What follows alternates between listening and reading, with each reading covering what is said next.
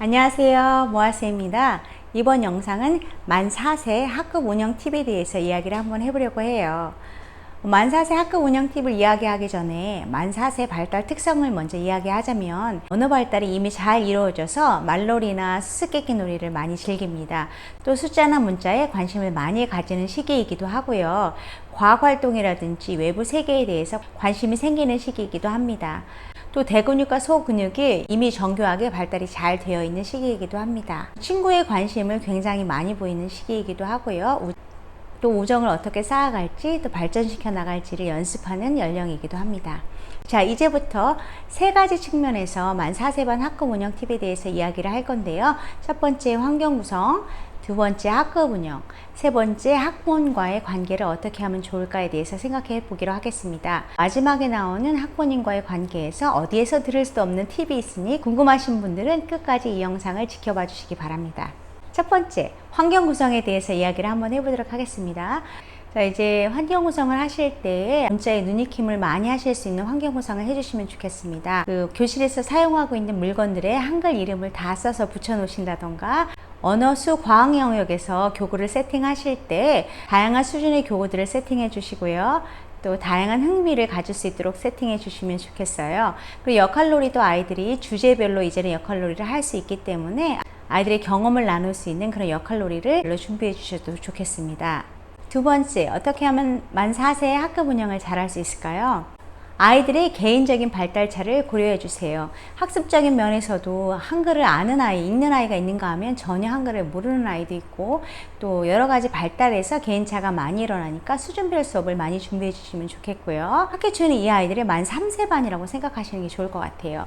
제가 만 5세를 가르치다가 만 6세에 처음으로 맡게 됐는데, 그 당시 저희 유치원에서는 개인 사물함이 있어서 아이들이 그런 문구용품들을 다 개인 사물함에 넣고 썼거든요. 그래서 그 당시 지구 색연필에는 뚜껑에 찍찍이가 없어서 아이들이 자주 쏟았어요. 그래서 색연필 가져오세요 그러면 한 5명은 색연필을 잘 들고 오지 못해서 다 쏟고, 막 색연필 사용법을 몰라서 막 길게 만들어서 다 부러뜨리고, 그래서 그것 때문에 굉장히 힘들었던 기억이 나니까 만 4세반 아이들도 기본 생활 습관이나 안전 지도를 가르칠 때는 개인차를 고려하셔서 일일이 한 개씩 가르쳐 주셔야겠습니다. 그리고 아이들 이제 만 4세 아이들이 조금만 지나면 수준 있는 활동들을 많이 하게 될 텐데, 그때의 지장을 주지 않도록 학습에 필요한 기초적인 기능을 익힐 수 있도록 도와주셔야 돼요. 이게 무슨 말이냐면 아이들이 색연필과 또 연필을 사용하는 방법, 관리하는 방법, 또 풀과 과일을 잘 사용할 수 있도록 학기 초부터 꾸준히 연습을 시켜주시면 돼요. 그 풀뚜껑은 어떻게, 아이들이 풀을 쓰게 될 경우는 풀뚜껑은 어떻게 처리하고 써야 되는지, 사인펜 뚜껑은 어떻게 해야 되는지, 색연필은 어느 정도 깎고 어느 정도 돌려서 내놓아야 되는지, 또 관리는 어떻게 해야 되는지, 그런 거를 잘 가르쳐 주시고 훈련시켜 놓으셔야지 나중에 학습을 할 때 선생님도 스트레스 받지 않고 아이들도 잘 따라할 수 있게 돼요. 그리고 만 3세 때는 교사의 손길이 많이 가지만 이제 만 4세반이 되면 스스로 할 수 있는 기회들을 많이 제공해 주시고, 또 자기의 생각을 말할 수 있는 기회를 많이 제공해 주셔야 되는데요. 학기 초에는 선생님과 아이들이 반반 정도로 토의하시고 교실의 규칙을 정하시고 아이들에게 아이들의 생각을 물어보고 또 말할 수 있는 기회, 또 질문들을 많이 주셔서 아이들이 스스로 생각해보고 말할 수 있도록 처음부터 훈련해 주시면 좋을 것 같습니다. 네, 세 번째, 학부모님과의 관계인데요. 여러분들이 반 명단을 받으셨을 때 그 아이를 한번 쭉 살펴보세요. 그래서 그 아이들 중에 처음으로 유치원 다니는 아이가 있는지, 또 첫 번째인 아이가 있는지, 또는 형이나 누나가 있어서 어머님들이 4세 양육 경험이 있는지 없는지를 잘 파악해 두셔서 어머니들의 필요를 채워주셔야 돼요. 예를 들어서 처음으로 유치원을 보내주시는 어머님들은 걱정도 많으시고 궁금한 점도 많으시고 기대도 참 많이 하시거든요. 그래서 그 기대에 잘 맞추어 드리고, 또 과한 요구를 했을 때는 정중하게 설명드릴 수 있어야 되기 때문에 그런 거를 파악할 수 있는 게 중요하고요.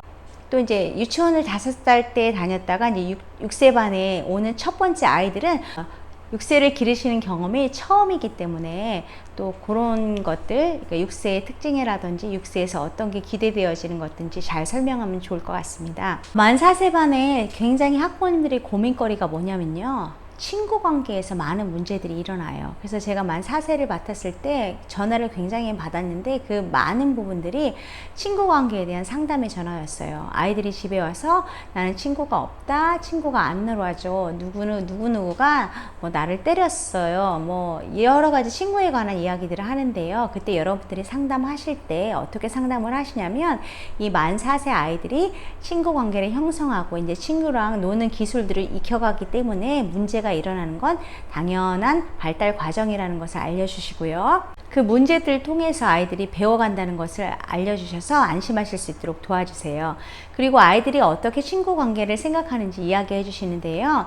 아이들은 이때 내가 쟤랑 친한 친구면 쟤는 나랑 하루 종일 붙어 있고 놀아야 된다고 생각을 해요. 만약에 이제 얘가 다른 친구랑 놀게 되면 자기는 친구가 아니라고 생각해서 속상해하고 집에 가서는 뭐 2시간을 같이 놀았는데 뭐 다른 아이랑 10분을 놀았다. 그 친구는 누구누구가 나랑 안 놀아줬다. 이렇게 이야기를 하기도 해요. 왜냐하면 이 연령의 아이들은 자기 중심적인 시각을 갖고 있잖아요. 다른 사람의 입장을 생각할 수 있는 그런 시기의 연령은 아니잖아요. 선생님들 입에 특히 오르내리는 그런 장난꾸러기가 있어요. 그러면 그 아이가 이렇게 지나가다가 딱 살짝만 부딪혔는데 진짜 부딪힌 건데 이 아이는 친구가 자기를 때렸다고 표현을 해요. 그런 경우도 있으니까 이제 그런 사례들을 이야기해 주시면서 이야기를 해 주시고요. 선생님들이 이제는 아이들의 친구 관계의 개념을 넓혀 주셔야 돼요. 우리 반은 다 같은 친구고 얘랑 나랑 가까운 친구지만 저 친구도 또 나도 다른 친구랑 놀 수 있다는 생각들을 가질 수 있게 하시고 어머니한테도 설명을 해 주시고요. 그러니까 또 어머님들이 염려하시는 게 다른 게 뭐냐면 너무 한 친구랑만 노는 친구가 있어요. 아니면 친구를 사귀지 않는 친구가 있어요. 이럴 때 그런 문제로 상담을 이제 요청하셨을 때 그런 이야기를 해주세요. 예를 들어서 어른들도 어떤 사람은 많은 친구들과 두루두루 지내는 사람이 있는가 하면 한두 사람이랑 왜 깊은 관계를 유지하면서 아주 깊게 사귀는 사람 있잖아요. 이런 것처럼 친구를 만드는 친구 사귀는 스타일이 다를 뿐이라고 이렇게 얘기하셔서 어머님들은 대부분 우리 아이가 아주 친구 관계가 넓고 많은 친구들이 있었으면 좋겠다고 생각을 하시거든요. 그래서 그런 이야기를 해주시면 어머님들이 자기 아이를 이렇게 받아들일 수 있게 되죠.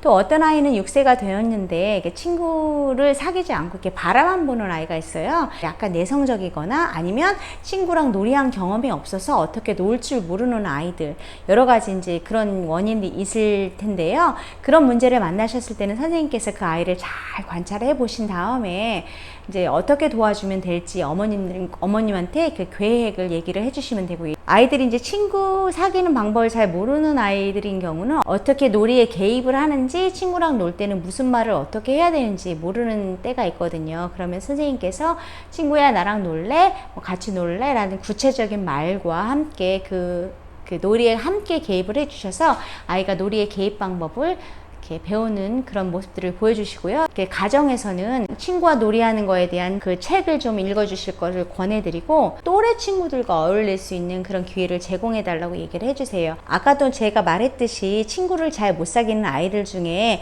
뭐 성격적으로 조금 부끄러움을 많이 타는 아이, 놀아본 경험은 없는 아이뿐 아니라 많은 어른들 사이에서 이렇게 둘러싸여서 자란 아이 있잖아요.